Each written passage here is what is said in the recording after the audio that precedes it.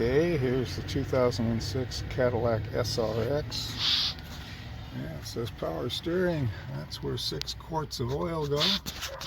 And that is the oil filter down there. That down there.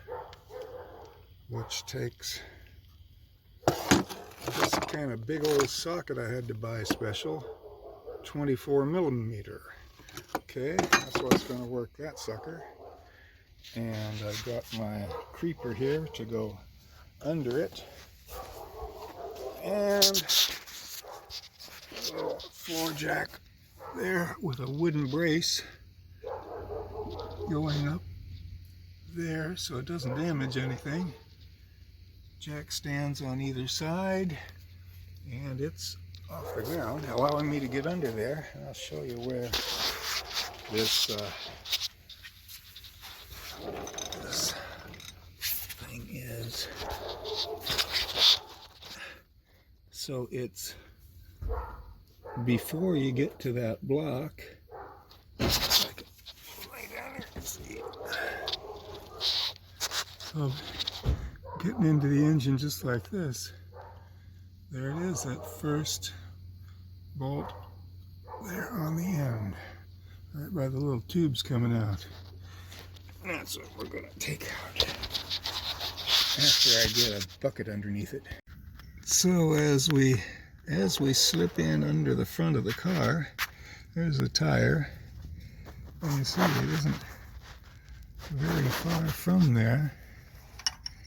It's going to take a 13 millimeter, either a box end or an open end.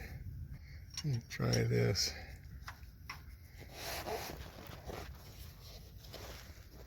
I'm going to need a little help getting a bar on that. Yeah, so I switched up and went to a bigger wrench, so 13 millimeter.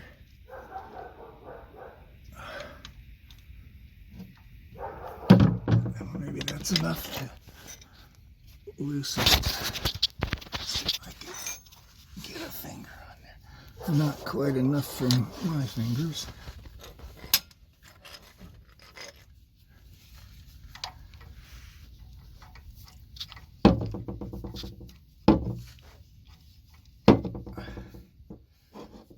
Well, that thing's kind of in the way, isn't it?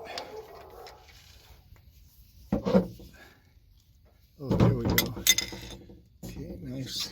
Got this thing with a board under it. Hopefully it's not going to splash all over hell.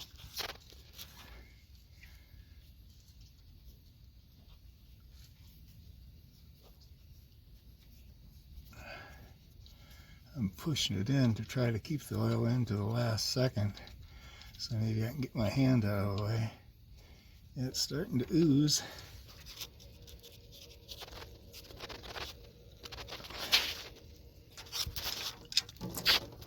Oh boy.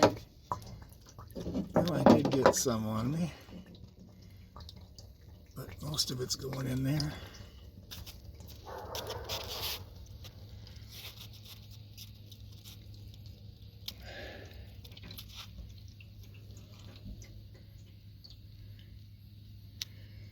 Yeah, I just gotta let that drain, put some fresh oil in there. What is that? SAE 530, 6 quarts,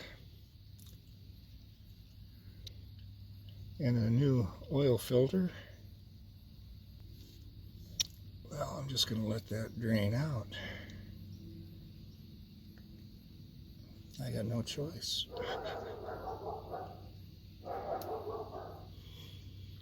Okay, well, I'm going to let that have a minute. Okay, grab that. What did I say? Yeah, 24 millimeter socket.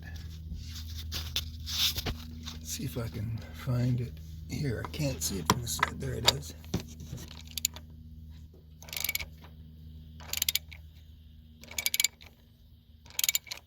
Okay, I'm going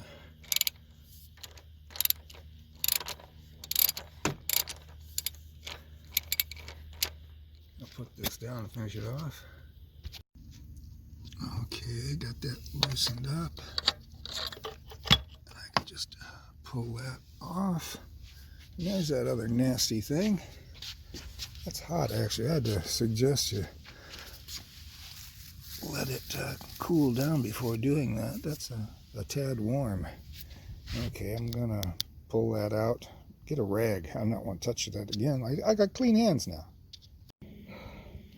Okay, well, I'm gonna use this other dirty old glove.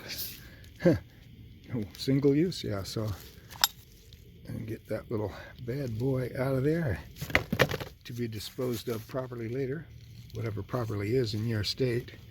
And I think I'm gonna clean this thing out a bit too.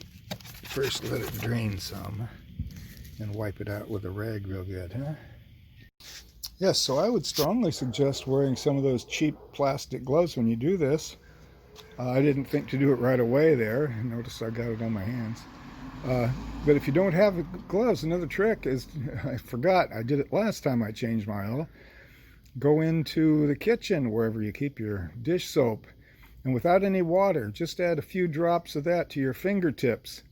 You know, all your hands, whatever. But mainly get it into your nails, under your nails and all that, and let it dry. Then you go out and you feel slightly sticky, but helps you hang on to your tools, huh? And then when you hit oil on them, it'll just wash right off because it actually never got to your hand. Or that soap keeps a barrier there. Huh? Good tip. Okay, so here is my oil filter. GM part number. And shot there. And it's kind of, I was confused at first seeing this. GM part number up there. But self-explanatory. That's actually the oil filter, and this inside is a blue gasket, little rubber ring. It's that part number. But mine is orange and it looks fine. I don't see any nicks in it, so I'm just going to leave it on.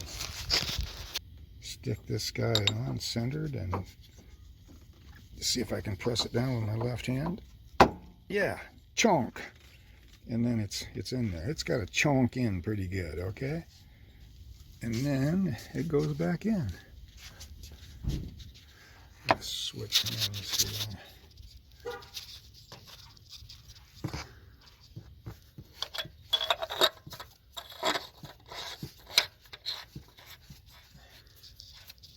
Just do that kind of finger tight. And I gotta get the old socket on there again and tighten it up. And it doesn't need to be torqued like somebody did one other time, and I had to hire a mechanic to get it off. Just tight is all. That's it. That's good. Okay. Now do not put oil in it before you put that plug in down below. Okay. Okay, now we can retrieve this oil. Oh yeah. And I think I'll plug it up. I'm not going to worry about trying to clean it up yet. I'd rather not have a big spill, so I'm going to plug it first and then I'll wipe it. So that can be out of the way. And then this stuff here. And I think I can get the jacks out of there. I didn't actually rest them on these jack stands. Just had it as insurance.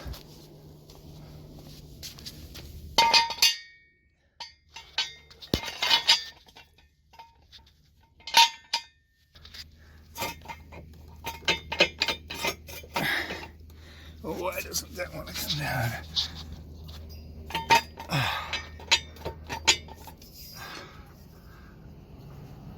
Well, and the car can go up a bit. There we go. Sound of success, huh? Okay. And close some doors. Give my little guy a slow twist to the left. Okay.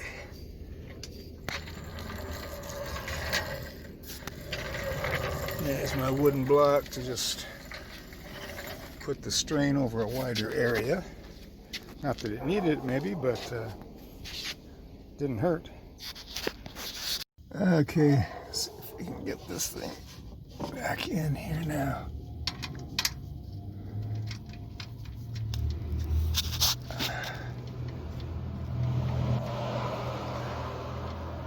It's actually above the center line of the tire, kind of in the front of the car. Okay, and trusty socket wrench here. And I think I gotta turn it the other way again.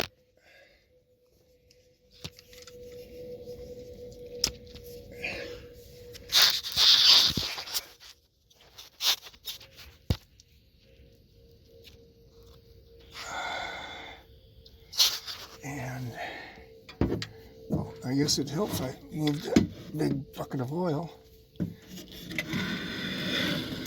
Give me a little more room.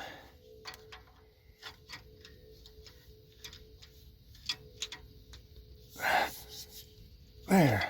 And a good snug on that one. It's about all she needs. And I can crawl out from under this thing again. Now that that's all buttoned up down below, if there's a way I could get this thing off.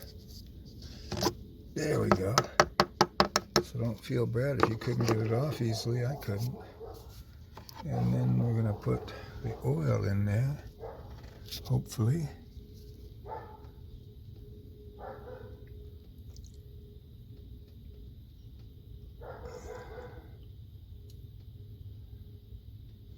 Yeah, pretty new stuff. Funny, it isn't black, huh?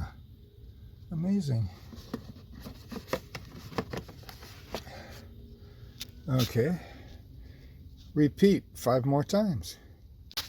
Now, if I mentioned on these oil cans, they've got, or bottles, got this little thing here. If you pull it in the, like this direction, it'll pull that tab off. Some are easier than others. That one came pretty good. The other tip I wanted to mention was, say you don't have a funnel. I got that wedged in there, damn it. Okay. If you don't have a funnel, make sure that your pour spout is on the top. It gives you more room before the oil actually starts coming out, and you can hit the hole without spilling it all over your car. Okay, that's the tip. Okay, last bottle. That's 5 quarts. I know this says, 6 quarts, but that says of 1030. Maybe that's what I used last time, but the manual calls for 530, so that's what it got. There we go, a little half turn, we're on.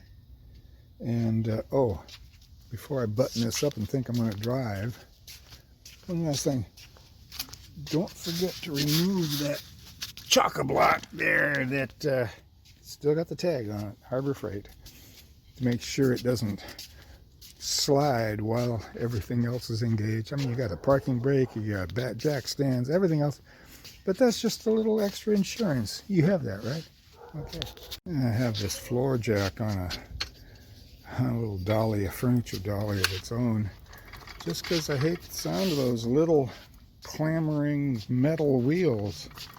This is much quieter and nicer. I don't annoy the neighbors at all, huh?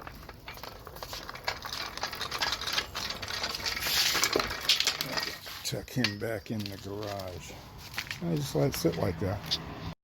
Last but not least, you got to reset your engine oil life, the indicator. So in the manual it says that, and then it tells you up here how to do that. And the thing I found was I had to press it a little bit longer than I thought. So I did hit the up arrow key until it said 0% engine oil life, and then I held the clear button, and I held that for I don't know, 5-10 seconds, and then it went to 100% oil life. Okay, so now we're back to functioning. Okay, that's the tricks.